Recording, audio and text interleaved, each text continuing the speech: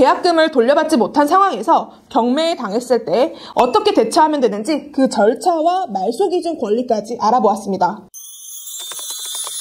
안녕하세요. 부동산 금융케어 플랫폼 세이프홈즈입니다. 갑자기 내 집이 경매 개시가 되어 계약금을 돌려받지 못하는 상황에 처할 때 어떤 선택을 하는 것이 현명할까요? 이번에는 경매 개시되었을 때 그 대처 방법에 대해서 알아보도록 하겠습니다. 일반적으로 경매 사실을 평소에 등기부등본을 열람하다 보는 경우는 극히 드물고 경매가 개시된 다음 법원의 우편으로 안내장이 나와서 알게 될 텐데요. 내가 거주하고 있던 집이 경매로 넘어간다면 해당 집은 경매 낙찰자의 소유로 넘어가게 됩니다. 경매 개시 확인 후 과정을 진행하기 전에 우선적으로 내 집이 어떤 상태인지 등기의 기본 사항을 열람하여 확인해야 합니다. 등기부등본 중 갑구 부분에서 압류, 가압류, 국세 체납 등의 기록을 살펴봐야 합니다. 처음에 특별한 표시가 없지만 후에 국세 체납이나 개인, 은행 등에게 돈을 빌려 압류될 경우 등기부에 해당 사항이 추가로 기재됩니다. 이제부터 경매 개시 확인 후 어떻게 해야 하는지 그 절차에 대해서 알려드리겠습니다. 첫 번째, 경매 개시 내용 확인. 먼저 경매 개시 내용을 확인해야 합니다. 사건 번호와 경매를 신청한 채권자를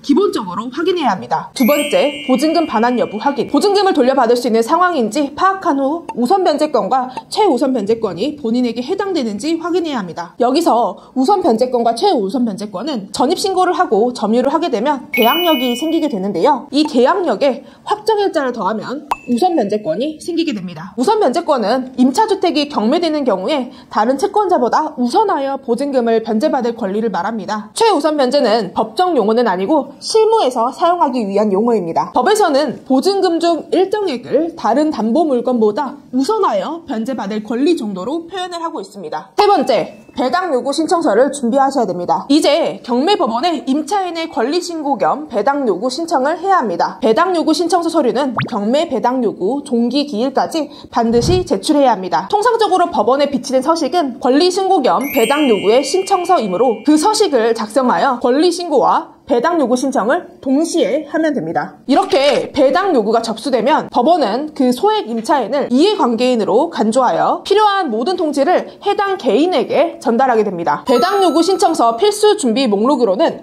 첫 번째, 배당 요구 신청서, 두 번째, 임대차 계약 사본인데 확정일자 날인이 있어야 됩니다. 세 번째, 주민등록 등본, 네 번째, 명도 확인서가 있습니다. 말소 기준 권리에 대해서도 알고 계시면 좋은데요. 말소 기준 권리란 부동산 경매에서 낙찰이 이루어진 경우 기존 부동산에 존재하던 권리가 소멸하는가 혹은 그대로 존재하여 낙찰자에게 인수되는가의 기준이 되는 권리입니다. 저당권, 근저당권, 압류, 가압류, 담보 가등기 등이 이에 해당되는데요. 만약 본인이 선순위라면 배당 요구를 통해 배당금을 받고 나머지 금액은 낙찰자에게 요구할 수 있습니다. 그러나 후순위가 있는 경우 깡통 전세거나 유찰되어 낙찰금이 보증금보다 적어지게 된다면 보증금을 받기 어려워질 수 있습니다. 지금까지 계약금을 돌려받지 못한 상황에서 경매에 당했을 때 어떻게 대처하면 되는지 그 절차와 말소 기준 권리까지 알아보았습니다. 경매 개시 확인 후 절차를 잘 숙지하여 현명하게 대처하시길 바라겠습니다. 감사합니다.